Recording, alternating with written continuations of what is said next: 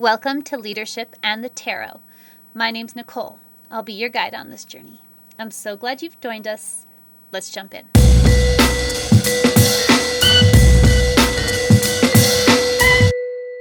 Welcome back, friends. It's been a while since I've made a video. I'm glad to be back. I have definitely felt this last month of winter feeling a bit sleepy, and I'm ready for spring.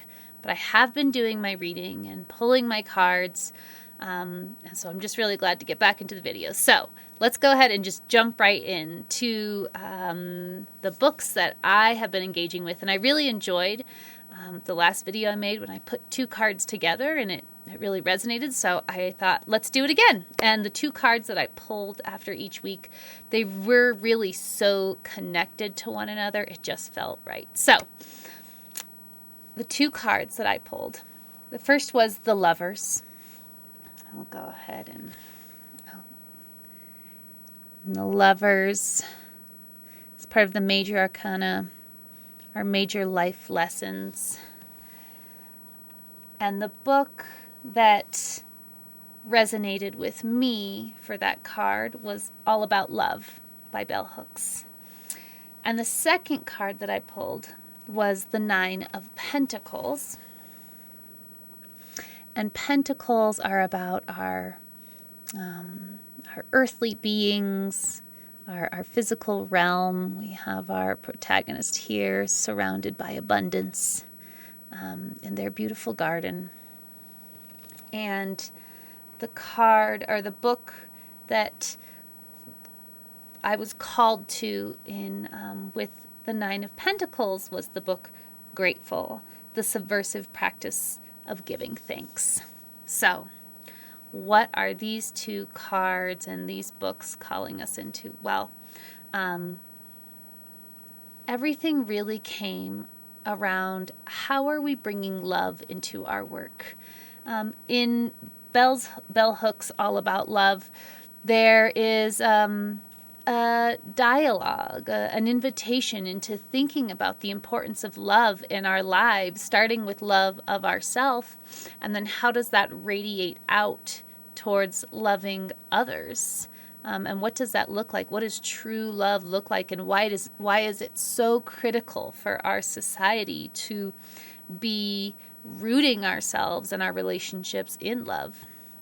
And in Grateful, the book is about the value of gratitude and how simple gratitude can be when we decide to make it a practice, and that gratitude really is a practice. It's more than just something we do out of habit. It's a way of living. It's a way of being, and that when we choose this way of being, this practice of gratitude, the quality of our lives increases, and the quality of our relationships. And so, again, what do these two cards and these two books invite us into? For me, it is about how are we creating environments of love in our workplace. And I know that for some people, that feels uncomfortable, that they may say, wait, love isn't about work. You can't bring loving relationships into work. That's inappropriate. That's crossing a boundary. My argument is that you actually have to bring love into your work. And maybe it's just getting a new definition about what love is. That love isn't about romance. It can be about romance. But when we think about the totality of what experiencing love means, romance and that piece of love is just one part of what love can be. Love is actually seeing someone for themselves, seeing them for who they are, and honoring all of those parts of them. And that, as you can imagine, that can be really hard to do if I'm not honoring all the parts of myself. And so when we as leaders are thinking about how do we bring love into our workplaces, a lot of the work, as always, that I often state here is it starts with yourself. And that's an act of getting to know, who are you? What are the parts of you that you really admire? Your gifts, your talents, the things that light you up, your values, how you're living out those values every single day. And then it's also confronting and coming into relationship the parts of you that maybe are more challenging for you to love, the pieces and the stories of you that you have experienced that you find harder to confront, harder to have some compassion for, and becoming in relationship with those pieces of you. That's best done through reflection, through having spaces to journal, often also having support. Do you yourself as a leader have a coach or a mentor or a therapist or a spiritual guide that you're working with to help you do some of this self-work? And why that's so important is because when we can start to understand those parts of ourselves and we can have some love for those, that opens up our ability to have compassion for others who may be having those same challenges, who may be expressing some of those same harder to love pieces. Imagine what that could be like if you could love those hardest parts of yourself, what you would be capable in loving in other people outside of you.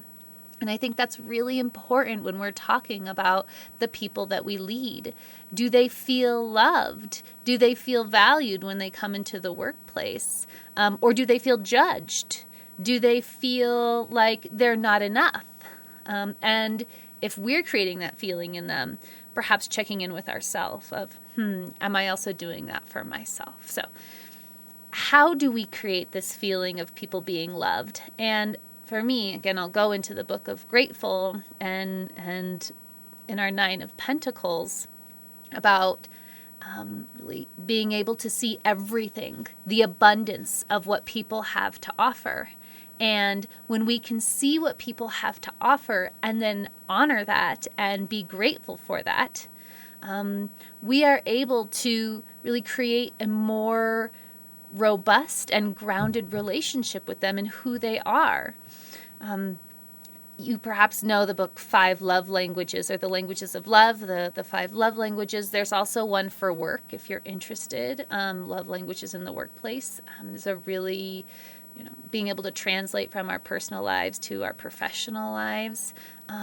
But, again, learning that each person, all of us as people have our own way of being loved and having that love expressed, and that it's important that to do that, people see us as whole beings that are really contributing a lot. I think about when we think about gratitude in the workplace, one of the biggest pitfalls that I see is that this approach to one size fits all gratitude practices. So something like everyone gets the water bottle. It's a branded water bottle. It's a really nice water bottle, but our approach to gratitude is everyone gets the same thing. Everyone has the same shout out practice. And so it goes on the wall, or in the meeting, we give a shout out to people who did really great work. So what happens when we use these token approaches to express our gratitude, we are missing out on opportunities for people to feel truly valued, authentically valued. And I get it. It's easier. If we give everyone the same thing, then at least we know that everyone has a thing. Everyone gets the cake on their birthday. Everyone gets the note from the CEO. That is an approach that we call equality. And equality is great when we're talking about, we want to make sure that there is shared footing, shared opportunity. But when we're talking about gratitude, when we're talking about honoring people for their individual gifts, we really need to be focusing in on equity. Equality, everyone gets the same thing. Everyone's treated the exact same. Equity, I see you for who you are. I honor you by giving you what you need and supporting you how you need in order for you to have your greatest potential in this workplace. This can be around, all kinds of things, the support that we give people in their coaching and their mentoring, their growth in supporting them with professional development, and it definitely relates to how we express our gratitude for them. And if you're wondering, well, I don't know how my people like to receive gratitude. I don't know how, for them, I can express my love and my appreciation for all that they do, well, then you should probably ask them. And this can be something simple like, what does gratitude look like for you? When are moments when you feel appreciated? It can be going through something like the 5 love languages in a meeting and having people read it beforehand and then come ready for a discussion to even compare and contrast across the group. And, oh yeah, I'm really a person who words of affirmation are my love language. I really like to receive positive feedback. I like to hear things about my performance, and other people are like, ooh, yeah, for me, words don't really do it for me. I'm really more for a quality time together. So if there's a way that we could spend some quality time and have a meaningful conversation, that's how I feel appreciated. And for other people, it may say, hey, I really like gifts. Gifts are a way in which I feel seen and valued and have something tangible. But again, without these conversations, what we likely fall into as leaders and as organizations is that we treat everyone the exact same. And that is not gratitude. We think we're doing it, but what we're doing is we're minimizing people to a single action or a single item. So I hope that you found this video useful or meaningful, and you're thinking about, what is your love language? How do you feel loved? How do people express gratitude for you? How do you feel abundant and enough? And what are the things that make you really tap into that? And then what are the things that are happening that don't really honor all the abundance that you have in your life? What I can say is that for me, the gateway to abundance, the gateway to really seeing all that is wonderful in the world and all the things that we have, is gratitude. Without that attitude of gratitude and thanks and graciousness, there is no way for us to see abundance. So I hope you can tap into that gratitude today and in this coming season, and I look forward to seeing you next time. Thanks, friends. Bye.